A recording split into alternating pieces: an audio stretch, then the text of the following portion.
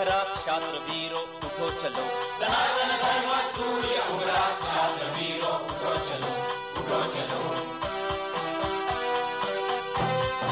कलयुग के इस कलयुग का है अंत निकट आया, संधि काल इन युगों युगों का अब समीप आया, साधना के महापर्व को साथ है लाया, सनातन धर्म सूर्य उभरा क्षात्र वीरो उठो चलो, सनातन धर्म सूर्य उभरा क्षात्र वीरो उठो चलो, उठो चलो। जय श्री राम। परम पूज्य डॉक्टर आठवाले जी, सामने बैठे संतगण, माननीय व्यासपीठ और देश भर से आए सभी हिंदू भाइयों को, बहनों को मेरा सादर प्रणाम। मैं अपना वक्तव्य शुरू करने से पहले एक दो क्वेश्चंस पूछना चाहता हूँ आपसे, अपेक्षा है कि आप उसका उत्तर देंगे मुझे। यहाँ कितने लोग हैं जो ये चाहते हैं कि उनके परिवार वाले उनके साथ जब व्यवहार करें तो वो ईमानदारी का व्यवहार हो? हाथ उठा के बताइएगा।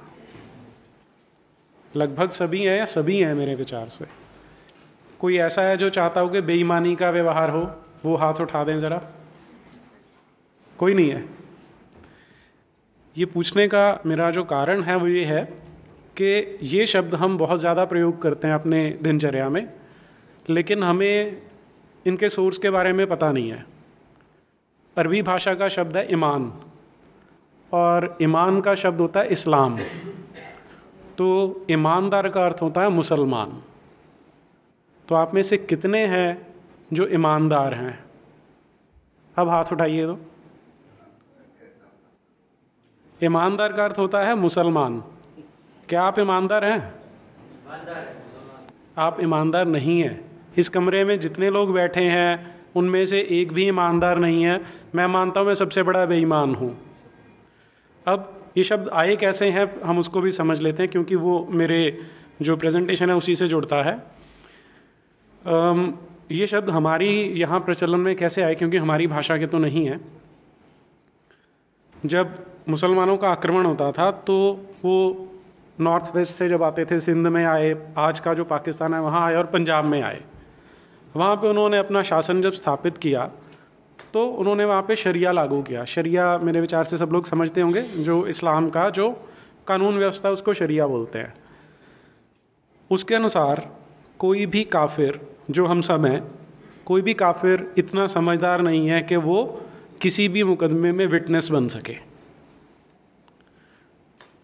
क्योंकि इस्लाम का जो मूलभूत, इसके पीछे की धारणा क्या है कि जो इस्लाम को ही नहीं कबूल कर रहा, इसका अर्थ है कि उसमें इतनी बेसिक समझ नहीं है कि वो हम उसको बुद्धिमान मान सकें, कि जो थोड़ा सा भी बुद्धिमान होगा वो मुसलमान अपने आप बन जाएगा, क्योंकि इस्लाम से अच्छा तो कुछ हो ही नहीं सकता दुनिया भर में। ये इसके पीछे की मूलभूत धारणा है। और इसी का आगे का स्टेप है कि जो काफिर है, जो गैर मुसलमान है, वो इतना समझदार हो ही नहीं सकता। अब विटनेस अगर हमें चाहिए तो हमारे यहाँ न्याय व्यवस्था में लिखा होता है the person should be of sound mind. Sound mind यानी बुद्धिमान होना चाहिए। तो इस्लाम का कानून बोलता है कि जो काफिर है वो साउंड माइंड वाला नहीं हो सकता, इसलिए वो कभी विटनेस भी नहीं बन सकता।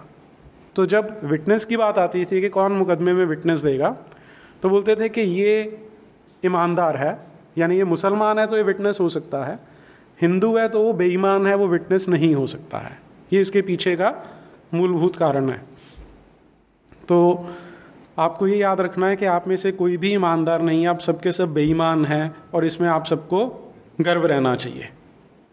आर्य हो सकते हैं, हम सत्यनिष्ठ हो सकते हैं, हम सत्यवादी हो सकते हैं, लेकिन हम ईमानदार नहीं हो सकते हैं। ये कहने का, ये इसमें मैंने टाइम इसलिए लगाया कि अभी मैं जितने दिन से यहाँ देख रहा हूँ, हम एक शब्द बार बार बोल रहे हैं, धर्म, धर्मांतरण।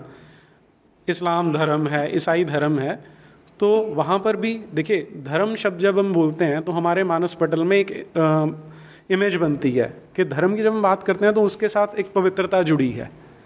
तो जब हम ईसाई धर्म और इस्लाम धर्म बोल देते हैं तो वही पवित्रता उसके ऊपर भी ट्रांसफ़र होती है।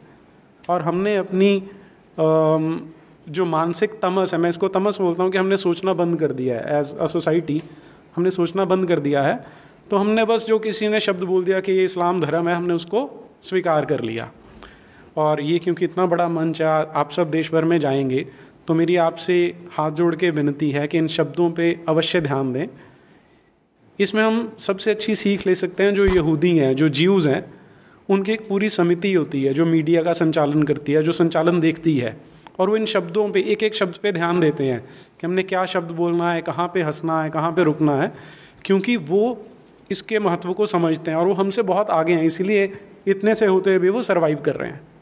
और हम इतनी बड़ी संख्या में हैं, शायद ये छोटी छोटी चीज़ें हैं जो हम नहीं कर रहे, अगर हम उनको करेंगे तो हमें सफलता और ज़्यादा या और जल्दी मिलने वाली है। तो ईमानदार, बेईमान, धर्म, फिर जो शब्द औरत आता है, वो यहाँ बहनें बैठी हैं इसलिए मैं उसके बारे में ज़्यादा चर्चा डिटेल में नहीं कर सकता। जो मोहम्मद था जिसने इस्लाम शुरू किया था, उसका बोलना था कि जो महिला होती है उसका और तो कोई फंक्शन होता नहीं, वो सिर्फ बच्चे पैदा करने के लिए या मनोरंजन के लिए है, और उसका एक पर्टिकुलर जो बॉडी पार्ट है उसको अरबी में औरा कहते हैं या औरत कहते हैं। उसके लिए औरत सिर्फ एक ही फंक्शन, महिला जो है उसका एक ही फंक्शन है, और उसकी पूरी बॉडी जो है वो वही वाला ऑर्गन है जिसको हम योनि बोलते हैं। तो हमने उसे भी अडॉप्ट किया हुआ है। तो जब हम किसी भी महिला को औरत बोल रहे हैं तो हम उसकी इंसल्ट कर रहे हैं उस समय। तो ये 4-5 शब्द हैं। वैसे तो एक बहुत लंबी लिस्ट है, हम इसी पे 2 घंटे चर्चा कर सकते हैं, लेकिन ये 4-5 क्योंकि हम बहुत फ्रीक्वेंटली इनका उपयोग करते हैं, तो मेरी आप सबसे विनती है कि इनका प्रयोग आप अपनी दिनचर्या में से, अपनी जो शब्दावली है उसमें से निकाल दें। जयतु हिंदू राष्ट्रम, जयतु हिंदू राष्ट्रम।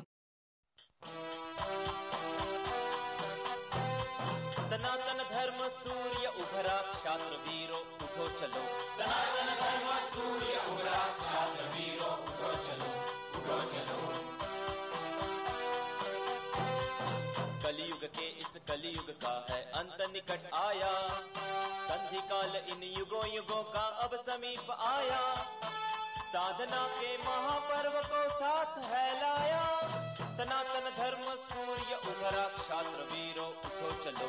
सनातन धर्म